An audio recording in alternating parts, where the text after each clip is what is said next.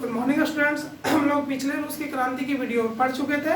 दो कि रूस की क्रांति कैसे हुआ, रूस की क्रांति में कैसे लोगों ने मिलजुल कर अपने देश के प्रति आंदोलन किए, मतलब क्रांति किए। अब रूस की क्रांति जैसे ही खत्म होता है तो आपको पता था कि रूस की क्रांति में उस समय रूस की क्रांति हेडिंग देते हैं। तो रूस की क्रांति में 12 मार्च 1917 ईस्वी को राजा राजगद्दी को त्याग दिया था। तो पूछेगा रूस के राजा कौन थे, जो पिछले वीडियो में हम लोग पढ़ लिए थे, इसे लिख देते हैं जार निकोलस द्वितीय। ठीक है, अब जार निकोलस द्वितीय चले गए तो रूस में कोई तो राज करने वाला होगा ना, तो राजतंत्र नहीं था, अब लोकतंत्र। तो उसी समय बच्चों क्रेनेस्की का सरकार हुआ था। क्रेनेस्की अल्पमत वाली इसको सरकार बोलते हैं, क्रेनेस्की का सरकार था। तो रूस की जो जनता थी जितना उत्साह से रखा था उतना उत्साह से इस सरकार ने, इनकी सरकार में सिर्फ एक ही वर्ग का फायदा हुआ, डेवलपमेंट हुआ, कहिए उसको थोड़ा अच्छा हुआ, बुर्जुआ वर्ग। बुर्जुआ वर्ग बच्चों मध्यमा वर्ग को कहते हैं, मध्यमा वर्ग को। और मध्यमा वर्ग बच्चों जो होता है जिसको पढ़े लिखे वर्ग आते हैं, जो पढ़े लिखे लोग होते हैं ना वो मध्यमा वर्ग में आते हैं, पढ़े लिखे लोग। ये औद्योगिक क्रांति के कारण से 3 वर्ग बटा हुआ था। तो आए तो इनसे पूरी जनता खुश नहीं थी, क्योंकि सब चाहते थे कि सर्वहार वर्ग हो। देखिए सर्वहार वर्ग क्या है, सर्वहार वर्ग का सरकार हो। तो पहले बच्चों हम जानते हैं कि सर्वहार वर्ग है क्या। तो देखिए सर्वहार वर्ग क्या होता है, जिसमें आपका किसान, जो किसान, मजदूर और जो पढ़े लिखे कम हो, मतलब छोटे छोटे किसान, ऐसे लोग सम्मिलित होते हैं, उससे सर्वहार वर्ग, मतलब ऐसा वर्ग जिसमें किसान मजदूर हो और छोटे छोटे मजदूर हो, छोटे छोटे कारीगर हो, उसे हम लोग सर्वहार वर्ग में कहते हैं। तो वहां के लोगों को सोच था कि इसका सरकार हो, इसका नहीं। तो क्रेनेस्की का सरकार था। और वहां पर एक हीरो आते हैं जिस हीरो का नाम है लेनिन। तो देखिए, तो जैसे ही लेनिन आते हैं तो देखिए लेनिन को देश से निष्कासित किया जाता है, जिस तरह से मेंजनी को किया गया था, याद रखिएगा, पढ़े थे। तो देश के निष्कासित, तो लेनिन ने देखा कि रूस की हालात ठीक है, राजतंत्र नहीं है, तो लेनिन 1917 में अपना रूस आ जाता है। किसके द्वारा? जापान इसको आने में मदद करता है, जापान के द्वारा रूस आ जाते हैं। जैसे ही आते हैं तो जानते हैं जनता देख कर एकदम खुश हो जाते हैं, एकदम खुशी का ठिकाना नहीं रहता, लगता है कि बहुत अच्छा आ गया, तो हमारा देश का विकास होगा। तो इन्होंने आती के साथ एक नारा दिया, भूमि, शांति और रोटी। देखिए ये 3 नारे दिए बच्चों, भूमि, शांति और रोटी। जैसे देखिए हमारे भारत में क्या, रोटी कपड़ा मकान। देखिए रोटी है, कपड़ा भी जरूरी है हमारे समाज के लिए तो है, और मकान रहने के लिए। लेकिन ये बहुत अच्छा से दिए कि भूमि, भाई जमीन रहेगा, खेती होगा तो खाने के लिए अपने आप मिल जाएगा। शांति और रोटी, एकदम शांति से रहेंगे तब ना, तो शांति से रहेंगे नहीं तो सबका कोई अर्थ क्या निकलेगा। तो इनमें आते ही भूमि, शांति, रोटी का नारा दिया। अब इनको था कि एक बैठक बुलाए, वो बैठक जब बुलाए तो बोल्शेविक क्रांति, बोल्शेविक, तो बोल्शेविक दल का गठन किए। यही बोल्शेविक दल बच्चों अप्रैल थीसिस के नाम से जानता है। जैसे आपको एक क्वेश्चन पूछेगा बच्चों के 1 मार्क्स क्वेश्चन प्रश्न पूछता है, तो बोल्शेविक क्रांति का बैठक हुआ, वहाँ बोल्शेविक क्रांति या बोल्शेविक दल इसको जो कह सकते हैं, यही बोल्शेविक दल अप्रैल थीसिस का कहलाता है। तो बच्चों यहाँ से एक प्रश्न आता है, हम इसको जरा इरेज कर देते हैं कि अप्रैल थीसिस का निर्माण किसने किया। तो बता दीजिएगा अप्रैल थीसिस का निर्माण किसने किया। तो आपको जाहिर से जवाब आना चाहिए किसने किया था, तो लेनिन ने। किसने किया था? लेनिन ने। अप्रैल थीसिस का निर्माण किसने किया था बच्चों? तो लेनिन ने किया था। गुड, याद रखिएगा, आता है प्रश्न ऑब्जेक्टिव में। तो अप्रैल थीसिस का निर्माण लेनिन ने। अब देखिए क्या से प्रश्न आता है आपको आंसर, बोल्शेविक क्रांति, बोल्शेविक क्रांति क्या है, आप लिखेंगे कैसे। तो पहले हम इसके बारे में जान लेते कि है क्या, उसके बाद बोल्शेविक क्रांति क्या है। ठीक है, तो बोल्शेविक क्रांति क्या है उस पर हम लोग डिस्कस करते हैं। चलिए पेन कलर का वैल्यू नहीं दे रहा है, ब्लू रेड हो रहा है, चलिए देख लेते हैं। तो बोल्शेविक क्रांति क्या है, तो पहले बच्चों हम बोल्शेविक क्रांति के बारे में जानते हैं कि बोल्शेविक क्रांति क्या है। तो जैसे लेनिन ने आए तो जो क्रेनेस्की का सरकार था, अभी पढ़े, क्रेनेस्की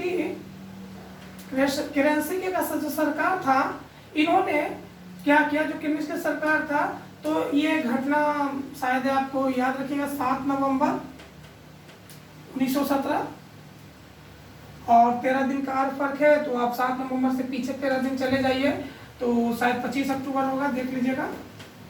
हाँ 13 दिन जोड़ लीजिएगा तो 6, हाँ 713, 25 अक्टूबर 1917। ये दो चीज याद रखिएगा, ये पुराने कैलेंडर के हिसाब से, ये नए कैलेंडर से। रूस में नया पुराने कैलेंडर के बीच की दूरी कितनी थी? 13 दिन की अंतर था, दूरी या अंतर कह सकते हैं। अब देखिए बच्चों बोल्शेविक क्रांति क्या है। तो 7 नवंबर 1917 ईस्वी को लेनिन ने सरकारी जितनी भी थी सरकारी रेल प्लेटफॉर्म, सरकारी रेलगाड़ी, जहां प्लेटफॉर्म कह सकते हैं, प्लेटफॉर्म, डाक टिकट, बस स्टैंड, या सरकारी जितनी भी सचिवालय या जितनी भी सरकारी संस्था थी, मतलब रेलगाड़ी इत्यादि, तो जितनी भी सरकारी संस्था थी, डाक टिकट, रेलगाड़ी, जितना भी भवन, राष्ट्रपति भवन, जो भी था, सब पर अधिकार कर लिए। ये अधिकार करने में राताराती अधिकार कर लिए, यही अधिकार जो कहलाया और बोल्शेविक क्रांति है। अब है कि बच्चों बोल्शेविक क्रांति क्या होता है, जो तो देखिए बच्चों क्या हुआ कि प्लेटफॉर्म, डाक टिकट, बैंक, सब पर अधिकार कर लिए। तो पूछेगा कि बोल्शेविक क्रांति या अक्टूबर की क्रांति से आप क्या समझते हैं, बोल्शेविक क्रांति या अक्टूबर की क्रांति? यहाँ रेड लिख देते हैं, ठीक रहेगा। अक्टूबर की क्रांति से क्या समझते हैं, बोल्शेविक क्रांति या अक्टूबर की क्रांति से आप क्या समझते? दोनों प्रश्नों का उत्तर कैसे लिखेंगे? 7 नवंबर 1917 ईस्वी को लेनिन ने सरकारी कचहरी, रेलगाड़ी, बैंक, डाक टिकट, डाकघर पर राताराती अधिकार कर लिए।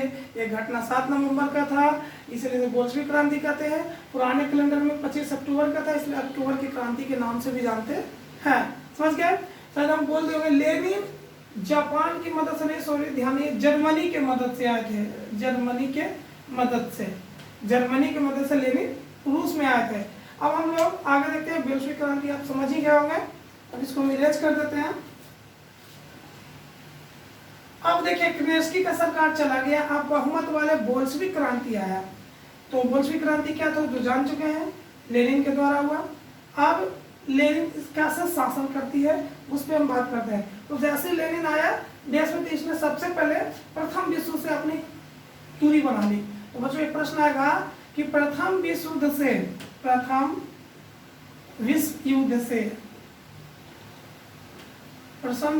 से रूस कब हटा, ये एग्जाम में आएगा, रूस कब हटा। तो आप क्या लिखोगे 1917 में। तो रूस प्रथम विश्व से कब हटा था? 1917 में। ऐसे प्रथम विश्व कब से चला? 1914 ईस्वी से 1918 ईस्वी तक चला था। प्रथम विश्व 1914 से 1918। आप लोग 9th क्लास में बाकी पढ़िएगा, वीडियो बड़ा हो जाएगा। धुरी राष्ट्र और मित्र राष्ट्र के बीच हुआ था और एक राजा के चलते हुआ था। वो कहानी 9th क्लास में हम लोग पढ़ेंगे, चैप्टर 4 या 5 में।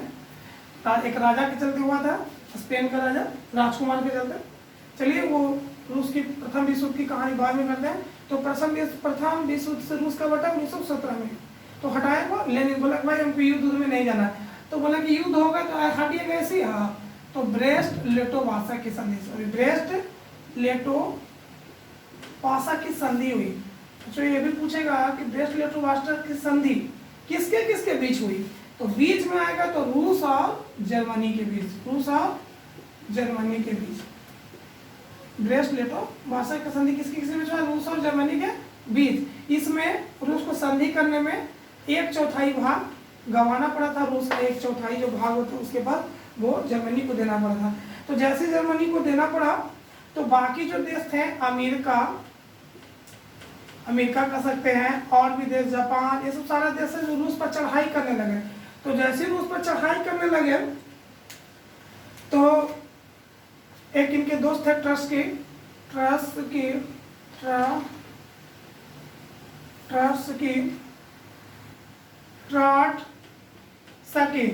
तो ट्रॉट्स्की ने, इनके दोस्त थे लेनिन के, ट्रॉट्स्की ने इनके दोस्त लाल सेना का गठन किया, तो ये लाल सेना का गठन का इनका मतलब था कि ये जो लाल सेना गठन, ये जो आंतरिक रूप से बढ़ावा दे रहा था, विरोध कर रहा था अमेरिका, जापान और सब देश, तो उसको कंट्रोल करने के लिए लाल सेना का गठन किया। और रूस में लाल सेना, समझ गया ना क्या है लाल सेना का गठन किसने किया? तो ट्रॉट्स्की ने। क्यों किया?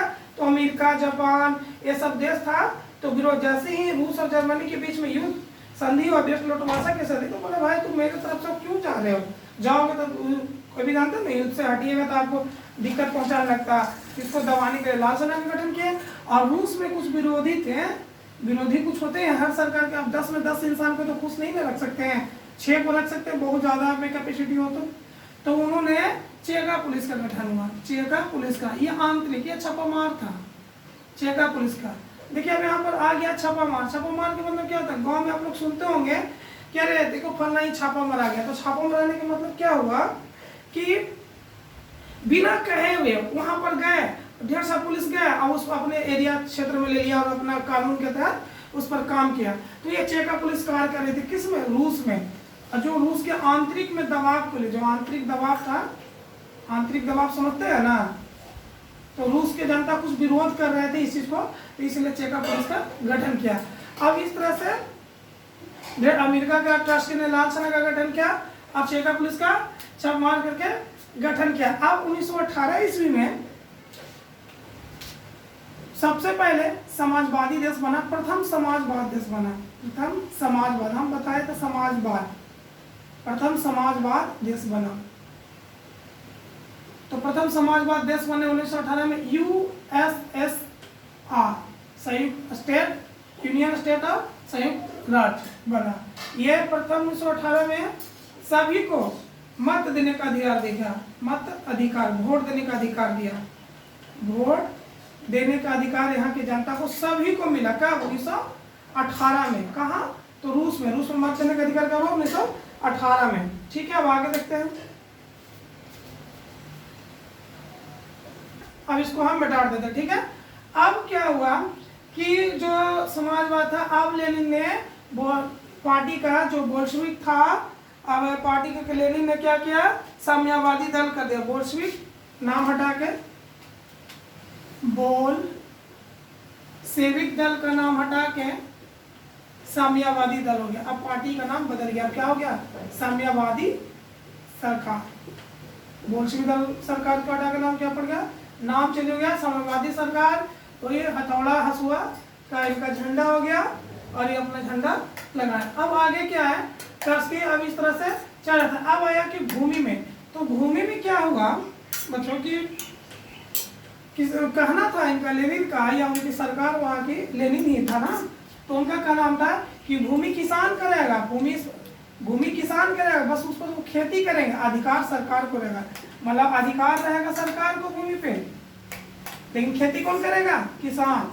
आपको खेती करने के लिए मिला, आप खेती करिए, उपजाइए फसल, अति करिए। तो अब धीरे धीरे क्या हुआ कि एक बार क्या घटना हुआ कि अब इस तरह के साम्यवादी सरकार के मतलब क्या होता है, पहले ये जान लीजिए। साम्यवादी, अभी चीन में साम्यवादी सरकार होती है, तो वो जान लीजिए साम्यवादी से क्या है, साम्यवादी क्या होता है जो। तो देखिए साम्यवादी में क्या होता है, चीन में भी एक घटना चल रही है, मतलब सरकार यही है। तो इसमें क्या होता है कि औद्योगिक, जो आप कंपनी खोलते हैं, औद्योगिक जो भी मान लीजिए आप कंपनी खोलते हैं, अब प्लस मजदूर, दोनों पर इनका अधिकार होता है। उस साम्यवादी सरकार करता है, मतलब मजदूर यही देंगे लाके, और कंपनी खोलने का जगह यही भी देंगे। चाइना में एक बात है कि अगर किसी एक राज्य का मजदूरी परमिट ले लिया है कि इस राज्य के मजदूरी परमिट है, तो दूसरे राज्य में काम नहीं कर सकता। जैसे भारत में से कुछ नहीं है तो वो नहीं कर सकता है। अगर वो करेगा तो पुलिस के अधीन उस पर एक्ट लगेगा और जेल जा सकता है। समझ गए। तो ये था, मतलब मजदूर पर भी इन्हीं का अधिकार है। ये बोलेंगे हम इतना पैसा देंगे, यहाँ काम करना, आपको परमिट लेना कि हम चीन की इस राज्य में काम करेंगे, उसी राज्य में आप काम करेंगे। दूसरा राज्य में जाइएगा तो आपको जेल हो जाएगा। तो इनकी कंपनी ये इनकी करने के तरीका है सब। हाँ, जो बाकी सामान है ये अपने मिनिमम रेट रखते हैं, जैसे किसान का मिनिमम होता है ना MSP, उसी पर ये रेट रखते हैं।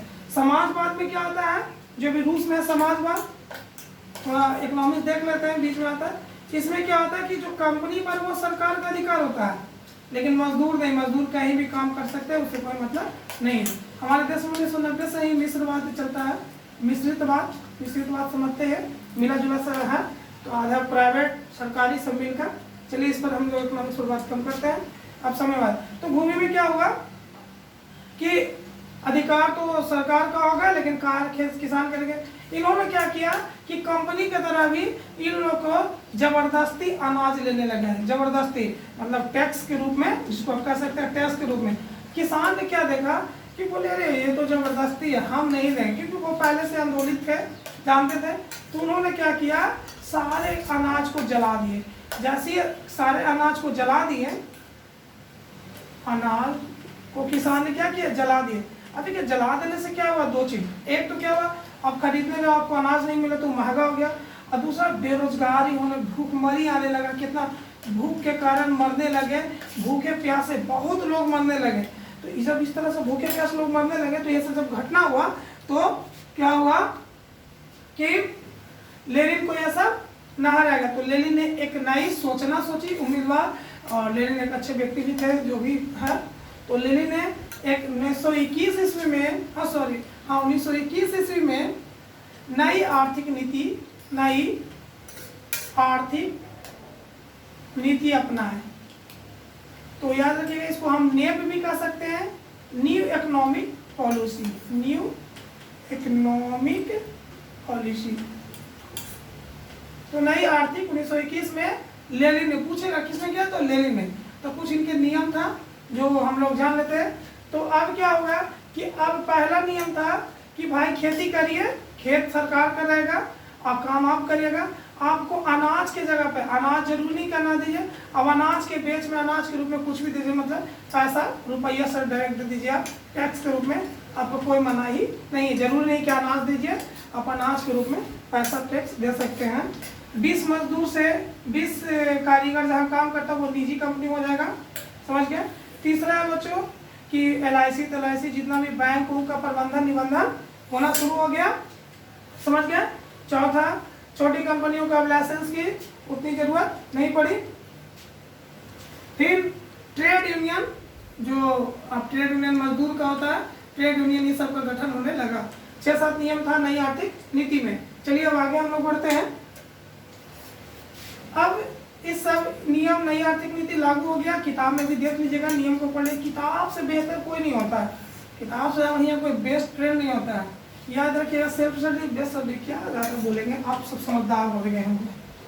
अब देखिए, बढ़िया बढ़िया मोटिवेशनल काम नहीं आता है जब आदमी अच्छी होता है। तो अब है कि लेनिन एक अच्छा नीति अपना के हो गया, और लेनिन बेचारे को अफसोस के साथ 1924 में इनकी मृत्यु हो जाती है, इनकी लेनिन की।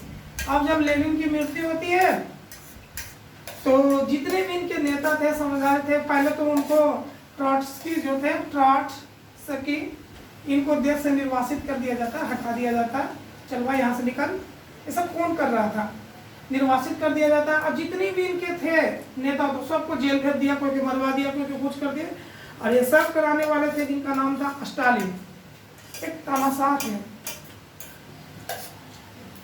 स्टालिन। 1953 में इनकी मृत्यु हुई। 1953 तक ये रूस पर का शासन किए। तो देखिए ये थे तानाशाह, लेकिन इनकी कार्य पद्धति के कारण रूस एक उभरता हुआ देश आया, एक मजबूत देश, शक्तिशाली, दूसरा शक्तिशाली राष्ट्र बना।